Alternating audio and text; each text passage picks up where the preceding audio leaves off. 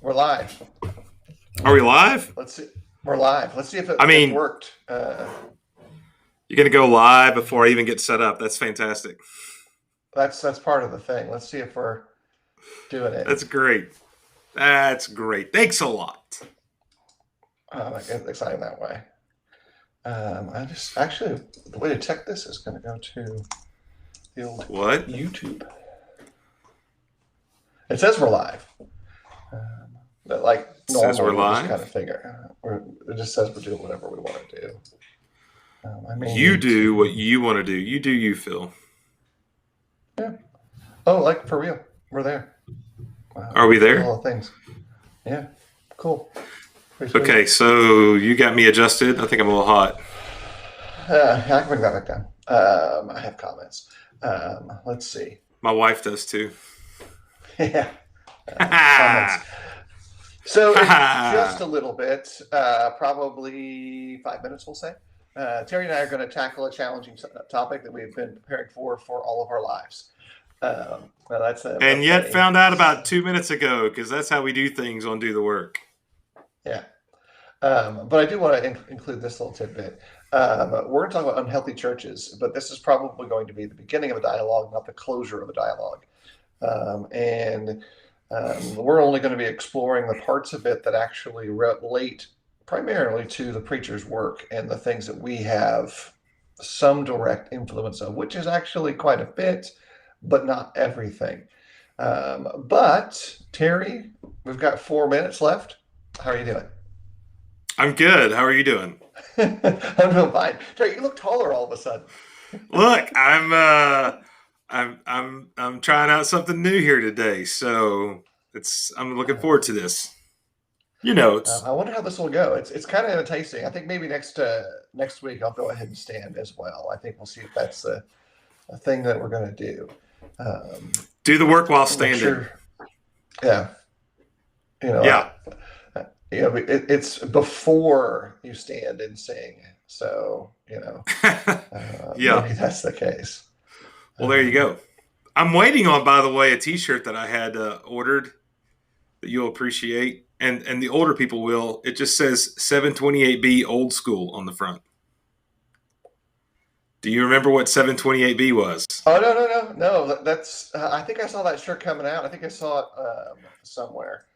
I think it's supposed to get delivered today. This is going to be an FC Camp shirt. The other shirt that accompanied it in the mail today says, "Warning, you may appear in one of my sermons," or something like that. Yeah. So another good shirt. I know. By the way, we are live on the YouTube. Where are we not live? But I'm not really seeing us live on Facebook. Well, I don't push all the buttons. You do. So if we're not live on Facebook, that's why I'm checking things out. That's what I'm doing. I mean, I see us live on Facebook on your page. Right, but I'm not seeing it on Do the Work. Did you not flip the switch on the dashboard? I thought I did. I'll solve it. How's that? I mean, actually, it doesn't say it's a healthy connection, so let me reset it. Delete and reset. Hey, well, Colton. You can actually cut it off and then restart it. It's actually just saying this sending data on option. Hey, but there we go. Boom, fixed it. Are we on there now? So we're on there now. See, I was just in the restream window, so I didn't have to do all this like multiplying the different screens and all that craziness, and trusted you to flip all the switches the correct way. Yep, I think we're good. So we'll see it all there. Live on Facebook, live on Facebook in other ways, live on YouTube. So we don't have a in-depth question, but I have a statement to make that I may be needing to adjust some of my choices. So I drove to Florida and back. And apparently I have no ability to resist stopping at Bucky's. Dude, and so who does have the statement? Wait. Why would you not stop at Bucky's? That's the question. Like, even if you don't need gas, you stop at Bucky's. I'm not disagreeing with that. I'm just saying that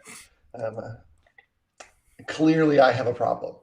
I'm not sure if it's like a bad thing. It's just a thing. Yeah, I actually heard somebody say the other day they passed by the Bucky's here in Leeds several times. They still haven't stopped, and I'm just like, why? Why would you not stop? This is something I don't understand. Yeah. Um, you know. See now, Jared, I could give or take on Cookout. Honestly, Cookout is cheap, mediocre food. Like, let's be honest. Yeah. You stop at Yeah. Cookout because you're a college kid. I would have thought by now. Oh wait, I know where you work, Jared. Yeah, that I know why you're stopping at Cookout. You're still a cheap college kid. Yeah. Yeah. But for the price of anything at Cookout, you could have anything that's better at Bucky's. You can. You can. By the way, the brisket was good, but I made some good pork shoulder yesterday. Yeah. Yeah. It's hard to beat homebrew. It's hard to beat homebrew. Yeah. And so, for those who want to keep track of such things, from Thursday to Saturday of last week, I, as expected, found ways to have, I think, 4 different taco options in that experience. So. Oh, Edwin wants us to know he's a world traveler today, by the way. He's in Minneapolis. Yeah, I feel like is that like some sort of humble brag that he's all the way up in Minneapolis? Look at me. I'm in Minneapolis doing a meeting, and you're still in your office doing the work. Yeah, that's kind of what that is. Yeah. Anyway, it's time for us to get going. We've crossed over the threshold of our start time. A couple of clarifications as to kind of what this is going from. As part of the Biblicon thing that I was present for last weekend, there was a good question asked that we really were not able to dig into in that conversation and time frame there. That I wrote all those questions down that we had and saved a few of them for future use. This one was pretty challenging. And the person who asked the question, I didn't know him personally, nor do I know anything that he's personally struggling with. And so I want to kind of put that as like, I don't know any of that background. But the question was good enough that I'm like, that's something we should try to think on. And very simply, it was, how do you know if the church culture you're part of is now unhealthy? Like, how can you actually determine that? A lot of times, and I'll start with this as kind of a laying stuff out, it becomes difficult to do that.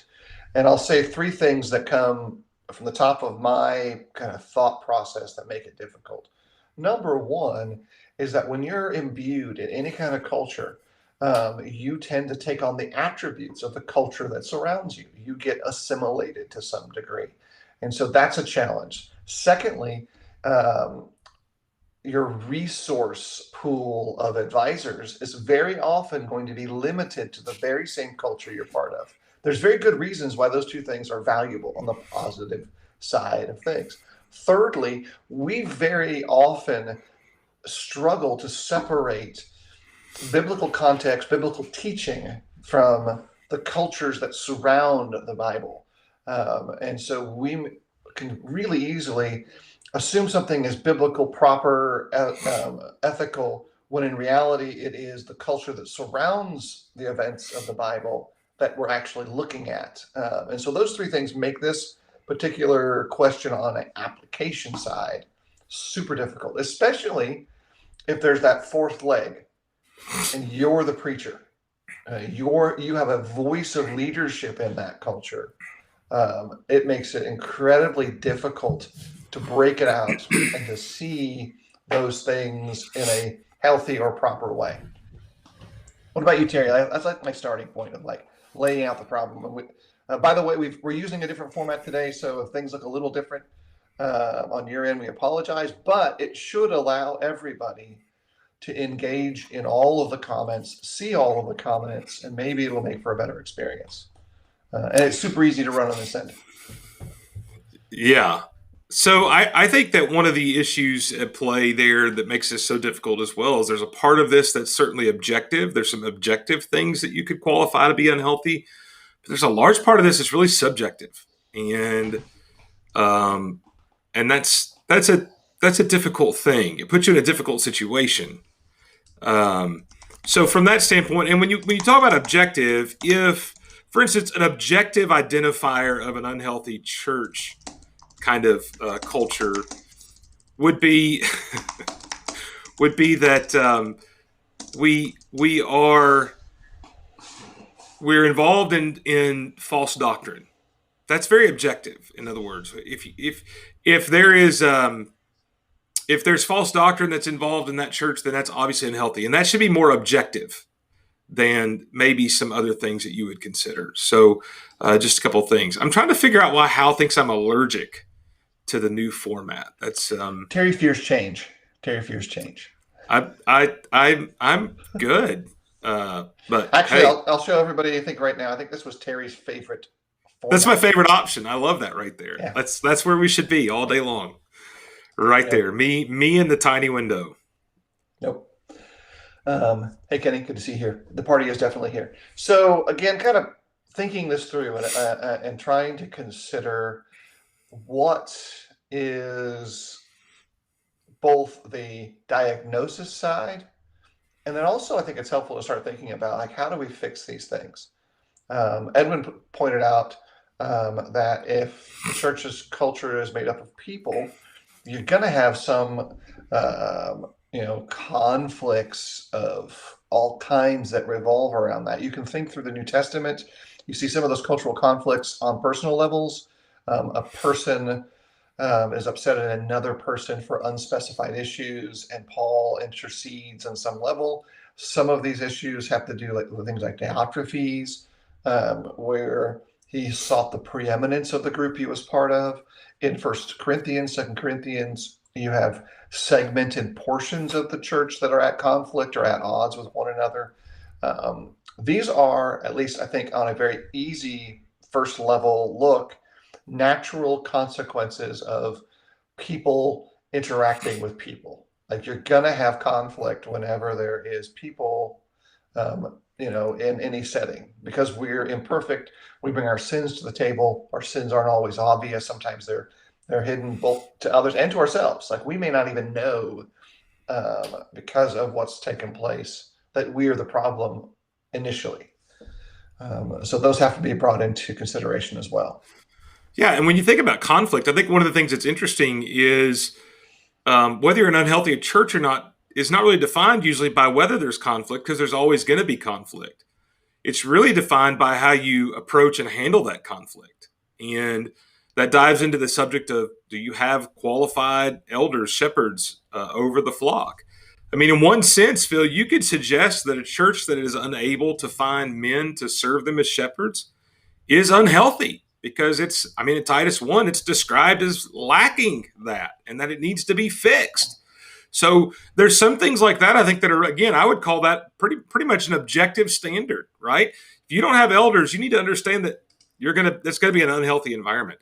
And look, the full extension of that, by the way, is if you don't have elders, you're probably doing a business meeting, which there's nothing more unhealthy for the church than that usually. So just to be clear, like conflict is going to happen. Conflict is not the measuring stick of whether you're a healthy church or not. It's how you respond and deal with conflict. And the best way to always deal and respond with conflict is shepherds who are qualified doing the work of shepherds over the flock. And I would even extend that further, Phil, and say that that involved in that and in the work is you have all of those roles, like in Ephesians 4:11, covered that are present today. So specifically shepherds and evangelists, you don't have those. It's not healthy. That doesn't mean, by the way, it has to be a full-time paid evangelist necessarily, just that evangelist is covered there. So I think it's one of those kind of issues where there's some objective things like that. The other thing, though, is that are objective measuring sticks that aren't what you use is the numbers don't mean anything. Like I think that's one of the things to point out is, okay, you see a church that has 100 people and now it's a year later and they have 70. That must be an unhealthy church. Not necessarily. You take this year, the way COVID has hit churches and just how people have gotten upset or how some people are still home. That doesn't mean that a church is unhealthy, right? That's not what that means. I know of a congregation that split in half in about 6 months' time. You would look at that and say, well, what's going on? It's unhealthy. It was no military base. They all got transferred out. That was one of the issues. So just looking at numbers doesn't mean that you're healthy or unhealthy. I think that's one of the keys to all of that. Right. I think we got two great things. Edwin, your question actually splits to what will become probably a second conversation. How can I know when it's so unhealthy that I need to leave? I think that's something we can discuss in the future, because we're really right now talking mostly about diagnostic sides of things, saying, hey, this is looking at it and trying to sort through that and make sure we have a good grasp of a couple of the key things, so that maybe in a couple weeks going forward, we can actually drill down to that second question. And so I'm going to put a pin in that and say, not right now, Edwin. It's a great Bible class technique too, is to say, hey, great question, but not today. We've got to do this first. And then, Chris, I see your question. We're actually probably deal with some of that right now, because I think there is an issue there on that really goes into the diagnosis of the problem. Terry's been talking about some of the things that can help alleviate the strain on a church that will keep these unhealthy things from taking place, that are really key in there. So we'll get to that in just a second. But let's define like what we mean by unhealthy in this sense, and really drill down into that, because we've already laid that category out. So unhealthy, it may mean that it could have leaders, but for whatever reason they don't. That there's a barrier. And I've said this before in other settings, like privately and publicly. Sometimes the barriers to a church maturing properly are the preacher. It may be an individual that wants to retain power in the way that keeps the church from appointing elders so that they still have a say in things, which is a preacher sometimes. Sometimes a preacher does it because of their poor exegesis of the text, and they are placing standards upon men serving that role that are not biblical. And because this is a preacher-focused podcast conversation, that's one of the things I'm highlighting right there. Sometimes we do it because of a divisive attitude, that we want to stay separate because we create a structure that justifies our choice. We say things that seem reasonable but aren't. Like, well, it means there's more gospel preaching, or it means that we have, X, Y, or Z opportunities to be evangelistic, or people can pick their favorite style of speaker or teacher. All those things are reasonable outside of the context of what's actually healthy, because probably we need both. We need both those styles. And we need a congregation that has to struggle through the process of learning to get along. I will tell you that probably, if we narrow down into what Chris is talking about, is that a lot of folks are uncomfortable with the idea of relinquishing a portion of a church's work as the church grows, even though the person who takes up that new job probably does it better. And that's a hard thing to do. There are a number of factors that play into tons of attributes of this, and I'll kind of throw this up there to talk specifically what we're looking at here. You can see it now on the screen. It's Chris's question that is now being highlighted. And so you mentioned how that there's a church that could have elders but doesn't, and that's unhealthy. It's also unhealthy to have elders, and we normally say that are unqualified, but I think really what we mean by that are that aren't shepherding and aren't doing what elders should do. Yeah. That's also unhealthy. And as you just said, sometimes we're this applies even to the eldership, where the idea is you've got people in those roles still who cannot do the work of shepherds for whatever reason it may be. Okay. There's other people that can fill those roles, but they're not filling those roles. Like you said, there's a resistance sometimes to let other people come in and do things and they could do them better. And that applies even to shepherds. And it could apply, by the way, could apply to the evangelist as well.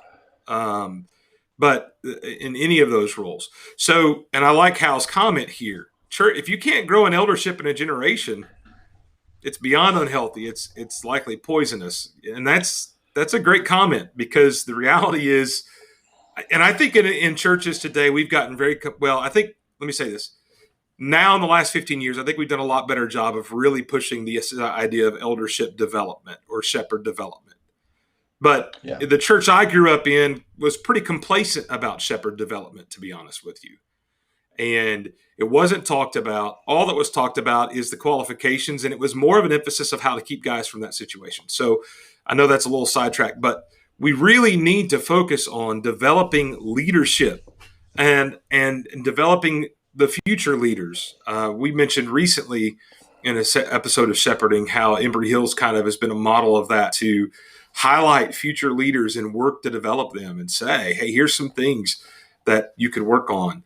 That all needs to happen. And so again, leadership is a huge, I think, identifier of whether a church is healthy, whether they have leadership that's doing the work or whether they have leadership that's not doing the work that they should do. Those are all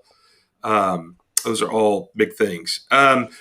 Kenny, how do we measure shepherd development? That was a couple episodes ago. Just scroll back and find that. We talked about, and we've done several on shepherd development, actually.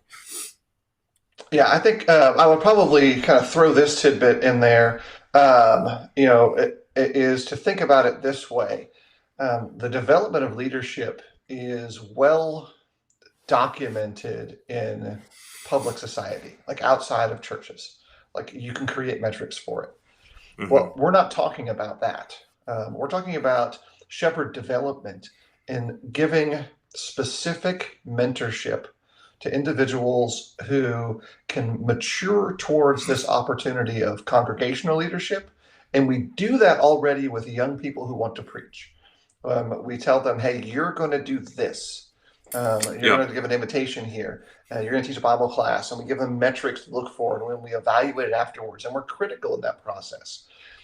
For shepherding, it seems like it's just so big we can't. Well, a lot of the things that a shepherd needs to do are going to be family-based anyway. There are things about serving in their interior family. Well, you just flip that table over and you say, we're going to do that in the congregational context. And so you've got someone who's 30 as just a random number, and you see them encouraging people in their lives or encouraging 20-year-olds.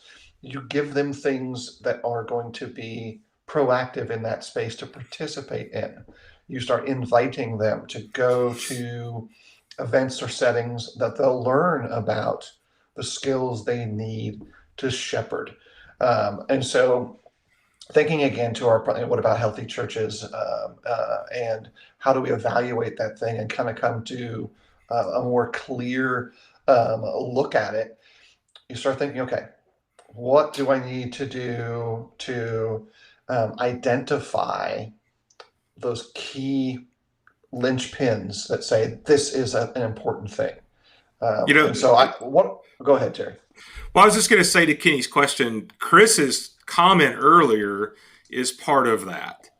How do we measure shepherd development, or how do we measure Christian growth? I mean, what Chris was really getting at, I think, earlier was not that there's zero need for roles in the church. I know Chris doesn't believe that, but take Ephesians 4:11 there and 12, and you should see an environment in a church, if it's healthy, that is equipping the saints to continue on the work of the ministry. And you combine that with 2 Timothy 2:2, that you're teaching other people how to teach.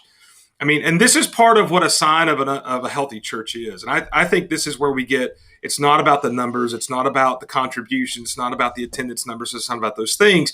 It is about the ability of that church to mature, grown Christians, not just who are seen in their attendance, but who are seen in how they teach other people, how they talk to their neighbors about Jesus, how they live their lives, how they raise their families. That this equipping of the saints in Hebrews 4:11 and 12, really through 16, that really permeates through every area of their life. And you're going to see the ability, hopefully, when a church is doing that you're not down to two song leaders because nobody else leads singing. Or when the preacher goes out of town, we have to hire somebody to come in and take his place because nobody else can preach, including, by the way, the shepherds.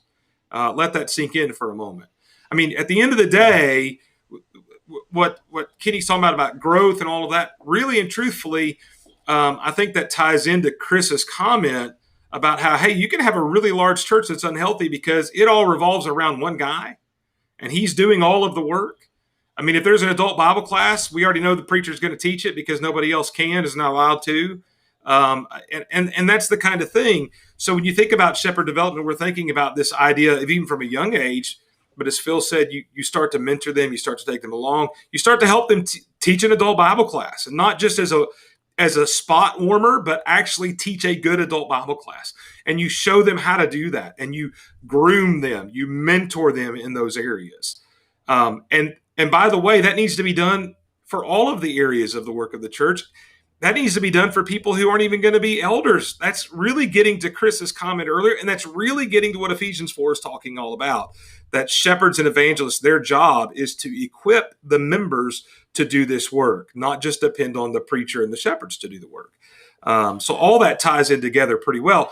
And so when I go to a place to visit, Phil, I don't know about you, and I see that the church is basically a set of pew warmers that aren't really involved, that struggles to get the meal list filled for the however many days I'm there, that nobody talks to you. I mean, those are things that are signs of an unhealthy church. More clear signs to me than a lot of things that we may look at sometimes. It's about involvement and activity and health. Yeah, and I think, let's drill down into one little area to talk about how health can be improved. Terry talks about getting new folks to teach quality instruction periods, classes, private studies, etc. on a practical level. What that means is that someone's going to invest as much time as they would if they were teaching that same class with that person. If this is their first time teaching, you're going to help them just as much as if you taught that class. Then you're going to work with them on a weekly basis to look through the process to make those small corrections. This is just looking at one component of what takes place there. Let me shift the table a little bit. Now we've talked about like mentoring and kind of that. We've kind of moved off our diagnosis perspective. Let's think about it in terms of what actually gets taught. And kind of keys into Edwin's, kind of comment / question here, and what actually gets taught. A lot of the dysfunction in local churches can and perhaps often comes from the message that's preached through two areas. Some of it's the literal preaching. The literal preaching itself is not that stable. But often there is also a disconnect between what is being preached and what is being practiced by the leadership in the local churches. So if you ask the preacher, says, bring your best lessons every Sunday. I want you to really invest in quality work, and we're going to support you in that. And we're going to support you by giving you every tool you need. Time to prepare, encouragement, prayer, like you name it, you get it. And so that guy brings literally the best lessons they could possibly prepare every Sunday. But the leadership's application of the message isn't on the same plane, then that's going to create discord, where this is what's being preached and it's excellent. This is what's being practiced and it's suspect. Very quickly, people will see that disconnect and they'll pick. They'll either rise to the message or follow the leaders. And you ask yourself, which of the two is more likely? From the biblical history and from practical history. As Edwin kind of gives the text, he talks about sound, healthy churches, talk about sound speech, sound doctrine, and people being sound in the faith. If you don't create an environment where all of those things are firing in the proper order, then just as it is in the human body, disease is actually when those things aren't balanced properly. Yeah, I think that I think one thing I would add to that is to make sure we understand that sound churches will also have a sound fellowship that results from the doctrine that's being preached. And I think that's where some churches have been declared sound and some preachers have been declared sound, but they've destroyed the fellowship in the process because they've not used, to use Edwin's term, healthy or sound words in the presentation of their sound doctrine. And I think that's one thing to point out. Yeah, sound churches is what we want, but unity and fellowship is a huge part of that sound doctrine. And I've seen preachers, especially since that's really our focus, I've seen preachers use sound doctrine to create anything but unity and fellowship. And that's something that has to be acknowledged in this, that yes, we're talking about what we want. A healthy church is a sound church, but part of that is seen in the fellowship that exists. And if you use quote unquote sound doctrine to drive a wedge between all the members there, that's not truly sound doctrine, because you're destroying the fellowship that is a part of sound doctrine. Okay. And I think that's one of the things that just has to be pointed out in all of that is that includes the fellowship, because and Phil, you know this, there's some people who've taken pride in running people off with their sound doctrine. And when I hear of that, that's not sound doctrine. That's not healthy in that sense. Yeah, I think Hal kind of keys into it. Healthy trees produce fruit. In the context of the biblical text, that's going to be a pretty accessible standard that you can look at their fruit.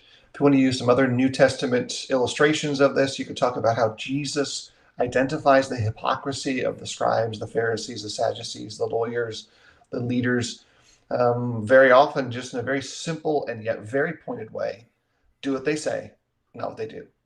And you think about that, and I want to add one little caveat to that. You think about what they said. Very often what they said was so above the bar of biblical exegesis. Like they were asking people to do more than what God had declared. And Jesus says, in essence, at times, go and do more, not what they did, which was do less. I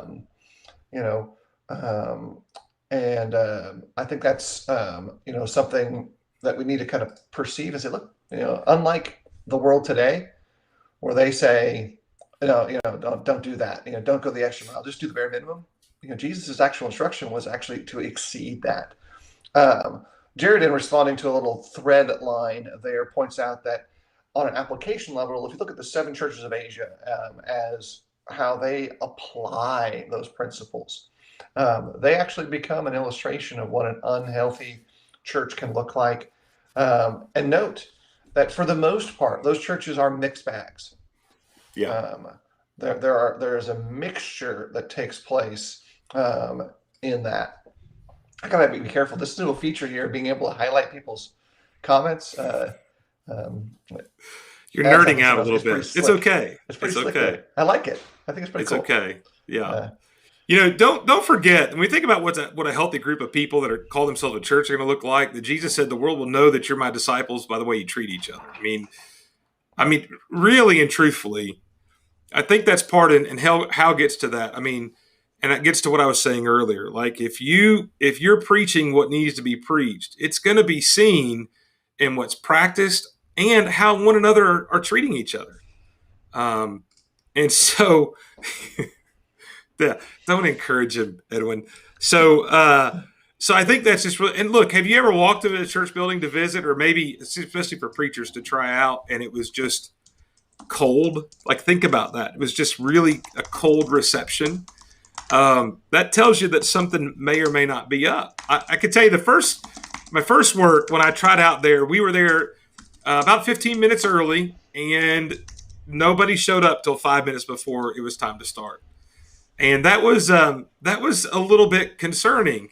And I will tell you that I found out after I moved there that there were some issues, that they did not have the love for each other they should have. Now, the guy before me, he preached a lot of sound doctrine, to just use his terminology and others people's. But the reality of it is that if you don't love one another, it doesn't matter what all you do. Doesn't matter how sound the doctrine is if it doesn't include brotherly love. I mean, 1 John 4 makes it very clear. How can you not love your brother who you see every week, but you claim to love God who you can't see? And I think one of the things that is really important is that if you claim to be a disciple, God sent Jesus to show his love for us. And it's our job to show Jesus' love to everybody else by how we treat each other. And I think that's really important in all of that. And that's part of what Edwin's saying too as well. That's what sound doctrine looks like, and it's what it produces, to tie in what Hal said. You could highlight Chris's. You could highlight Chris's comment that says, "Good point, Terry." Like, I notice you're not highlighting that. Thank you. See, I just want to get that. Hey, good point, Terry. Yeah. Yeah, that's actually all you really cared about. Just those 3 words. Could you cut everything else out and just highlight those 3 words? That would be. If fantastic. I could, I wouldn't. I know. Let's put it that way. In fact, if you could, you would cut those 3 words out. Yeah, I would just copy paste. Yeah. But I think in each of these things, we start figuring out. Okay, now we've identified that conflict is an issue. That it's an issue of there's a relationship. Jared, for you, I'm just going to make it accurate. All power corrupts, and absolute power corrupts absolutely. No, I think it's important then to kind of think through what we're talking about on a practical level. We're diagnosing that these are issues that happen in all churches. And you have to begin to sort through a couple of points to it. Number one, do I have actual ability to address this issue, including if I'm the issue? Can I make some sort of leadership move that can address it and bring us back to the center point of the scriptural emphasis that God draws us toward, like biblical, this is what God said, this is what he wants us to do, this is how he wants us to be, level application. Once I identify that, I've got to invest myself in doing that and really getting into the addressing of these issues in a way that says, hey, we're going to fix it. Not so much in I'm going to manipulate the events to make it better, but I'm going to make the individual personal changes to lead in a way that says, this is what change should look like. And by the way, that doesn't matter if you're an elder or not, or a preacher or not. Your influence matters on an individual and a personal way in how these things happen. Because when these get bigger and bigger issues, you start looking at people like, who's behaving? Look at how they behave. Do more of that. And the more people you have behaving in that proper way, that counterbalances a lot of these things. So that's going to be super important. And when you talk about fixing the problem, realize that your solution may not be the fix. Like the key to this may be, okay, there's an issue. Let's bring up the issue. Let's discuss the issue, but don't go into the issue having the solution in mind already. That's right. Part of the issue. And replying to Edwin real quick, another broadcast, like we've already said, we'll talk about the leaving aspect later. Not even dealing with that. Don't highlight that. Don't highlight that. No, but I'm going to highlight this. Colton's a comment about as a trainee to preach through every command concerning one another.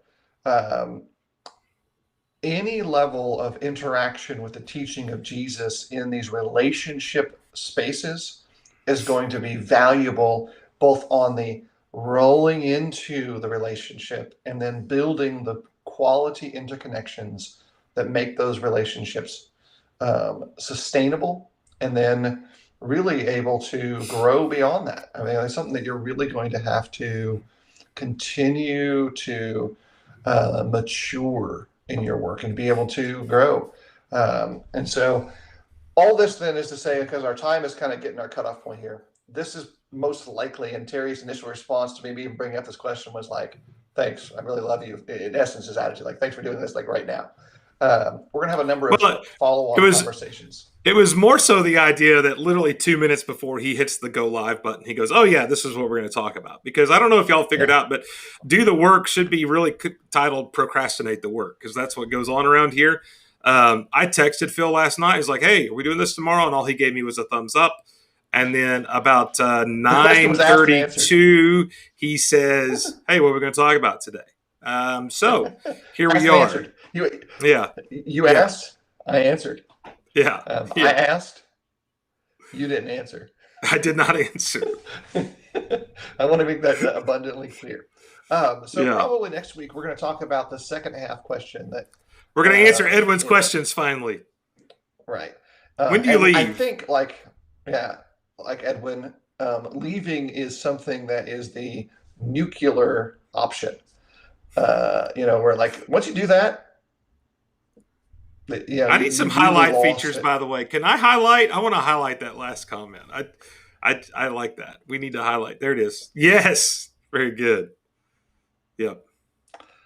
Um, you know, um, and maybe we'll do a third thing as to why Edwin overthinks everything, because now he's got his third question related to Yeah. this. And Let so me tell that you could be our this next thing. real quick. This hit me recently during COVID. And this is kind of in relation to Edwin's question. We always look at, we always look at Corinth as like this dumpster fire of a church, right? I mean, here's this whole letter that's written about nothing but problems. And we're like, look how terrible that is. Look how terrible Corinth is. And it kind of, because every church has struggled with things during the COVID year. And I think one of the things that's happened is one of the blessings of COVID is it's brought to surface things that were just kind of under the surface that we kind of knew were going on, but nobody wanted to talk about. So we just suppressed all the issues. And this has kind of ripped that Band-Aid off. And what you find out is, I mean, to some degree, we're all unhealthy churches. To some degree, we are all Corinth. Every congregation has these issues like Corinth did. And I think to Edwin's thing, to label yourself as healthy is not just probably unhealthy to begin with, but it's really deceptive, because even when you think you're healthy, there are still some unhealthy things going on under the surface of everything. So just keep that in mind. I think that's important. All right. So next week we'll meet again, talk about some of this stuff. But right now, we want to make sure that we give a couple of bit of encouragement, I guess, for a lot of Christians. A lot of us have probably spent far too much time separated from the brethren whom we should be connected to locally. Particularly, by the way, preachers, because our work tends to isolate us. And so let me encourage those who preach to spend some time with your local brethren. I think it's really important to make those interconnections. We're not called to isolate ourselves. We are called into Christ, but not to leave the world, but to reject the world's desires. Like, we're still in the world, but not of the world. And so I think it's really important to pay some good amount of time to thinking through that, and then practically adjusting in ways that push in the right directions. So I'm going to encourage everyone to do that. Terry's going to have the last comments here in a second. A second bit of encouragement to counteract what I said earlier on. If you pass by a Bucky's, you are culturally, contractually, and emotionally obligated to stop. You may have a problem, but that's how I feel about it. Yeah. Terry, last comments for you? I just wanted to highlight Adam Shelton's comment. I thought was really good. You know, in the early church, it was the relationships that they had, this daily interaction, really strong relationships they had that got them through a lot of difficulty. And I think that's really powerful. And so much so that God had to send tremendous persecution to bust up the party. So think about that their relationships kept them together so much. And that's not the end all be all, but to go back to something I said earlier, that's huge. You know, the relationships are huge. And Chris asked, are we growing? What's the evidence of our growth? I would suggest, I think places like John 13 and 1 John 4 are telling us that the way you treat one another is the evidence of your growth. And I think that's why you have scenes like Matthew 25, where when it comes to the question about whether you've been faithful or not, it's not whether you can recite the 12 tribes and the 12 apostles and argue about whether Matthias is an apostle or not, or any of those kind of things that come up from day-to-day discussions, but rather it is just the idea of how you treat each other. And I think that's the important part. It's not about who's the most suspect patriarch. It's about, does the body of believers demonstrate love to one another, and are they able to share that love with the new person? Can they envelop the new soul in the same amount of love that they present to those that they already know? I think if you think about it in a practical way, that really is one of the primary illustrations of growth. All right, guys. Yep. So next week, same bat time, same bat channel, and probably with more highlights. Now that I know there's more features here, you'll probably see colors and overlays and things. And Terry will get and maybe Phil will stand up. Maybe Phil will stand up. We'll see. Next week, I'll do the stand.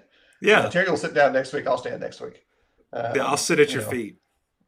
Yeah, that's normal anyway. There's nothing you can do about it. Got you by a few inches. But thanks everyone for joining in today. Really enjoyed the commentary. It's a definite bonus, I think, to have all of the comments in the stream. And so I think that encourages a lot of your personal participation, and we really appreciate it. Thanks, everybody. Take care. Have a great day.